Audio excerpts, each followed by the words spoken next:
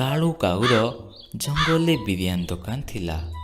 ତା ବିରିୟାନୀକୁ ଜଙ୍ଗଲର ସବୁ ପଶୁପକ୍ଷୀମାନେ ମନ ଶାନ୍ତିରେ ଖାଉଥିଲେ।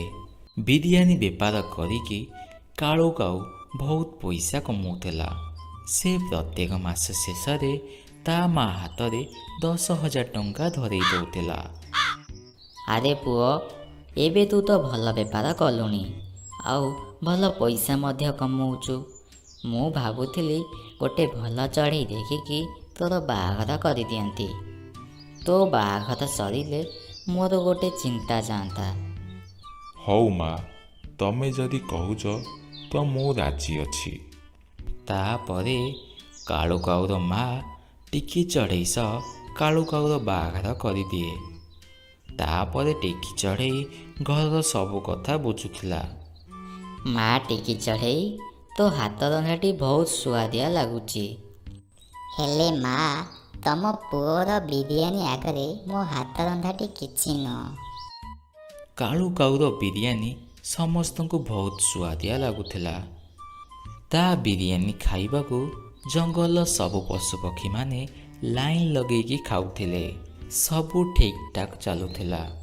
ହେଲେ କିଛି ଦିନ ପରେ କାଳୁ କାଉର ଦୋକାନ ସାମ୍ନାରେ ପାରା ବିରିୟାନୀ ବିକିବା ଆରମ୍ଭ କଲା।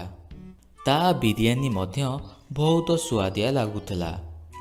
କାଳୁ କାଉ ବିରିୟାନୀର ମୂଲ୍ୟ 100ରେ ବିକୁଥିବା ବେଳେ ସେ 80 ଟଙ୍କାରେ ବିକିଲା। ଇଏ ପାରା ଭାଇ ଏତେ କମ୍ ମୂଲ୍ୟରେ ଯଦି ବିରିୟାନୀ ବିକିବ ତ ମୋ ଦୋକାନକୁ ଆଉ କେହି ଆସିବେନି। ନାଇଁ, ମୁଁ ବି ବିରିୟାନୀର ମୂଲ୍ୟ 80 ଟଙ୍କା କରିଦେବି। ଆରେ ସବୁବେଳେ ତ କାଳୁ କାଉର ବିରିୟାନୀ ଖାଉଛେ, ଚାଲ ଆଜି ପାରା ଭାଇର ବିରିୟାନୀ ଖାଇବା। ପାରାର ବିରିୟାନୀ ଏତେ ସୁଆଦିଆ ଲାଗୁଥିଲା ଯେ ଥରେ ଯିଏ ଖାଉଥିଲା ସେ ଭୁଲି ପାରୁନଥିଲା। ଏମିତି ସବୁ ଚଢ଼େଇ ପାରା ଦୋକାନରୁ ବିରିୟାନୀ ଖାଇବାକୁ ଲାଗିଲେ। କାଳୁ କାଉର ବେପାର ନ ହେଉଥିବାରୁ କାଳୁ କାଉ ଚିନ୍ତାରେ ପଡ଼ିଗଲା। ଘରେ ସମସ୍ତେ ତା ମନ ଦୁଃଖ ହେବାର ଦେଖିକି ପଚାରିବାରୁ ସେ ସବୁ କଥା କହିଲା। ଆରେ ପୁଅ, ତୁ ବେଶୀ ଚିନ୍ତା କରିନି। ଏମିତି ଅଳ୍ପ ଦିନର କଥା, ସବୁ ଠିକ୍ ହେଇଯିବ। ହେଲେ ବହୁତ ଦିନ ହେଇଯାଏ, କାଉ ଦୋକାନକୁ କେହି ଆସୁନଥିଲେ। ଦିନେ ରାତିରେ ଟିକି ଚଢ଼େଇ କାଳୁ କାଉ ପାଖରୁ ସବୁ କିଛି ପଚାରି ବୁଝିଲା।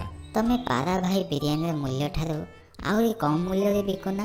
ବିରିୟାନୀ ଯେତିକି ସାମଗ୍ରୀ ଲାଗୁଛି ସେଥିରେ 50 ଟଙ୍କା ଖର୍ଚ୍ଚ ହେଇଯାଉଛି।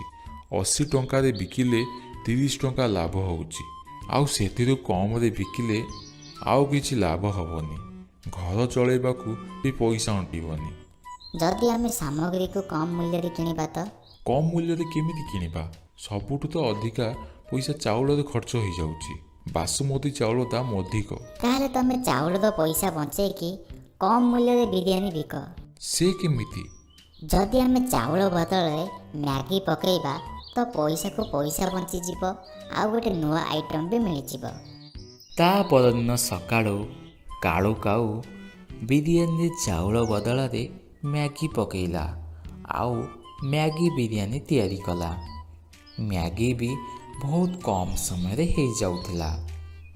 ଆଉ ସେ ପାରାଠୁ 30 ଟଙ୍କା କମ୍ରେ ମଧ୍ୟ ବିକିଲା। 50 ଟଙ୍କାରେ ମ୍ୟାଗି ବିରିୟାନୀ, 50 ଟଙ୍କାରେ ମ୍ୟାଗି ବିରିୟାନୀ।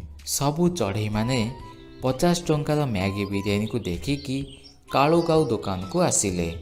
କାଳୁ କାଉର ମ୍ୟାଗି ବିରିୟାନୀ ଖାଇକି ସବୁ ଚଢ଼େଇମାନେ ବହୁତ ଖୁସି ହେଇଗଲେ। ଆରେ କାଉ ଭାଇ, ତମେ ତ କମାଲ କରିଦେଲ।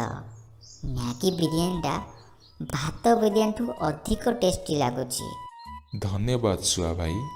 ସେଇ ଦିନଠୁ କାଳୁ କାଉ ମ୍ୟାଗି ବିରିୟାନୀ ବିକିକି ବହୁତ ପଇସା କମେଇବାକୁ ଲାଗିଲା।